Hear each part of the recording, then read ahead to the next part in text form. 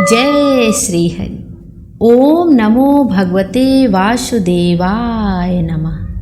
प्रिय भक्तों, आज का यह दिन केवल एक दिन नहीं है, यह वह पावन क्षण है जब स्वयं भगवान श्री हरि विष्णु की कृपा से पूरा वातावरण दिव्यता से भर जाता है।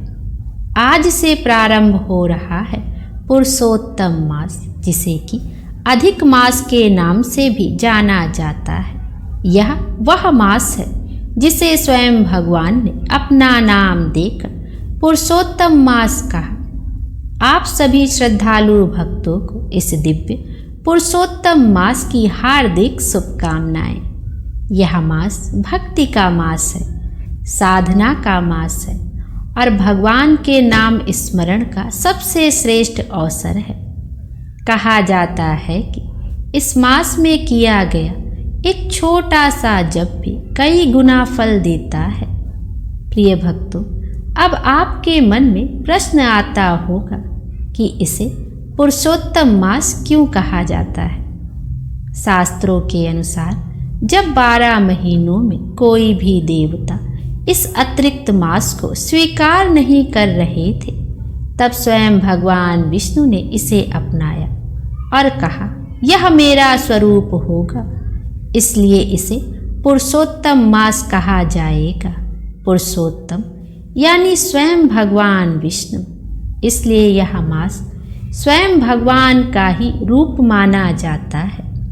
और प्रिय भक्तों, आज इस पावन अवसर पर आज हम जिस दिव्य कथा का श्रवण करने जा रहे हैं, वह है देव ऋषि नारद जी के दिव्य जन्म की पौराणिक कथा।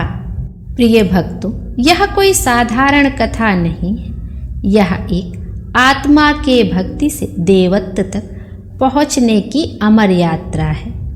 श्री नारद जी की पौराणिक जन्म कथा बहुत प्राचीन काल की बात है। एक आत्मा थी जो भविष्य में तीनों लोकों में भक्ति का प्रकाश फैलाने वाली थी, लेकिन उस आत्मा का प्रारंभिक जीवन अत्यंत साधारण था। वे एक दासी के पुत्र के रूप में जन्मे थे। ना कोई वैभव, ना कोई पहचान और ना कोई विशेष स्थान, लेकिन उस बालक में एक अद्भुत गुण था। वह शांत था, विनम्र था और सुनने की गहरी जिज्ञासा रखता था। एक दिन उस स्थान पर महान ऋषि मुनि पधारे। उनकी माता ने श्रद्धा से उनकी सेवा की और बालक ने भी सेवा में सहयोग किया। जल लाना, आसन देना और शांत भाव से बैठकर सुनना। संत कथा सुना रहे थे, भगवान की महिमा का वर्णन हो रहा था और उसी समय उस बालक के हृदय में पहली बार कुछ हुआ। भक्ति का दीप जल उठा। संतों ने उस बालक को देखा और कहा, हे बालक, यदि तू सच्चा सुख चाहता है तो संसार नहीं, भगवान को पकड़। और उन्होंने उसे दिया दिव्य मंत्र, नारायण नारायण। उस बालक ने उसी क्षण से खेल छोड़ दिया, सांसारिक इच्छाएं छोड़ दी और केवल भगवान के नाम में लीन हो गए। वह हर समय बोलते, नारायण नारायण। धीरे धीरे उनकी भक्ति इतनी गहरी हो गई कि मन संसार से हट गया, शरीर शांत हो गया और आत्मा केवल भगवान में लीन हो गई। समय आया, उनके शरीर का अंत हुआ, लेकिन वह अंत नहीं था, वह एक दिव्य शुरुआत थी। अगले सृष्टि चक्र में स्वयं भगवान ब्रह्मा जी ने उस आत्मा को अपने मानस से उत्पन्न किया और उन्होंने कहा, यह वही आत्मा है जिसने भक्ति में अपना सब कुछ समर्पित कर दिया था। इतना कहने के बाद स्वयं भगवान ब्रह्मा जी कुछ क्षण मौन हो गए। सृष्टि का वातावरण मानो दिव्यता से भर गया था। उस आत्मा के चारों ओर एक तेजोमय प्रकाश फैल गया और वह प्रकाश साधारण नहीं था, वह भक्ति और तप का संचित फल था। ब्रह्मा जी ने उस आत्मा को ध्यानपूर्वक देखा और कहा, हे दिव्य आत्मा, अब तू केवल साधारण जीव नहीं है। तूने अपने पूर्व जन्म में जिस प्रकार नारायण नाम को ही अपना जीवन बना लिया, वह भक्ति अमर है। और तभी ब्रह्मा जी ने उसे अपने मानस से पुनः प्रकट किया, लेकिन इस बार वह आत्मा पहले जैसी नहीं थी। वह अब दिव्य चेतना से परिपूर्ण हो चुकी थी। तभी ब्रह्मा जी ने अपने हाथों में एक अद्भुत वीणा प्रकट की।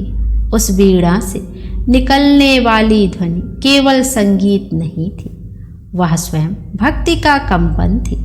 ब्रह्मा जी ने कहा, इस वीणा को धारण कर तू तीनों लोकों में विचरण करेगा। जहाँ भी जाएगा वहाँ भक्ति का प्रकाश फैलाएगा। अब उस दिव्य आत्मा को एक विशेष वरदान दिया गया। वह बिना किसी बाधा के तीनों लोकों में जा सकता था, स्वर्गलोक, पृथ्वी लोक और पाताल लोक। और उसका कार्य था केवल एक, भगवान नारायण के नाम का प्रचार। तभी ब्रह्मा जी ने उस दिव्य आत्मा को नाम दिया, तू अब नारद कहलाएगा। नार यानी कि ज्ञान और दा यानी देने वाला, अर्थात नारद ज्ञान और भक्ति का दाता। जैसे ही नारद जी ने वीणा को स्पर्श किया, पहली बार उसमें से एक दिव्य ध्वनि निकली, नारायण नारायण। और उसी क्षण वे तीनों लोकों में विचरण करने लगे। सबसे पहले वे स्वर्गलोक पहुँचे। देवता उन्हें देखकर आश्चर्य में पड़ गए, क्योंकि उनके मुख से लगातार एक ही नाम निकल रहा था, नारायण नारायण। देवताओं ने पूछा, हे ऋषि, आप कौन हैं? नारद जी मुस्कुराए और बोले, मैं कोई नहीं, मैं तो केवल भगवान का दास हूँ। इसके बाद वे पृथ्वी पर आए। जहाँ भी जाते लोगों का मन शांत हो जाता, घरों में भक्ति जाग उठती और वातावरण पवित्र हो जाता। उनकी वीणा की ध्वनि सुनकर लोग स्वतः भगवान का नाम लेने लगते। पाताल लोक में भी उन्होंने भक्ति का संदेश पहुंचाया। जहां अंधकार और अज्ञान था, वहां भी उनके नाम स्मरण से प्रकाश फैल गया। अब नारद जी को पूर्ण रूप से समझ आ चुका था, उनका जन्म केवल एक कार्य के लिए हुआ है, और वह कार्य है भक्ति का प्रचार। नारद जी अब हर समय एक ही भाव में रहते, ना कोई मोह, ना कोई स्वार्थ, केवल भगवान का स्मरण। और वे बार बार कहते, नारायण नारायण। उनकी वीणा की हर तान अब केवल एक ही संदेश देती थी, संसार क्षणभंगुर है, सत्य केवल श्री हरि का नाम है।